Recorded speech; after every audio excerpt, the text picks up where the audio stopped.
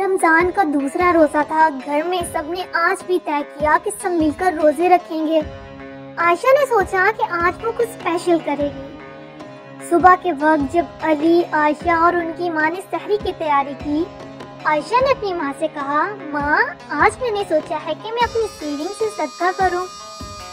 ماں نے عائشہ کی یہ نیکی دیکھ کر خوشی سے بھر گئی اور کہا، عائشہ یہ بہت اچھی بات ہے، صدقہ دینا اللہ کی رضا کے لیے بہت بڑا ثواب ہے۔ افطار کے وقت جب گھر میں اذان ہوئی، عائشہ نے اپنی سیونگ سے ایک چھوٹی سی رقم نکالی اور اپنے ابو کو دی۔ ابو نے پوچھا، عائشہ بیٹا یہ کیا ہے؟ عائشہ نے کہا، ابو جان یہ صدقہ ہے، میں نے سوچا کہ آج رمضان کا دوسرا روزہ ہے تو میں بھی اپنی نیکیوں میں اضافہ کروں۔ اس دن گھر میں سب نے عائشہ کی نیکی دیکھ کر بہت خوش ہوئے اور سب نے مل کر دعا کی کہ اللہ عائشہ کو اور زیادہ نیکی کرنے کی توفیق دے۔ پیارے بچوں، رمضان میں صدقہ دینا اور دوسروں کی مدد کرنا بہت بڑا ثواب ہے۔ ہمیں بھی عائشہ کی طرح نیکیاں کرنی چاہیے اور دوسروں کی مدد کرنی چاہیے۔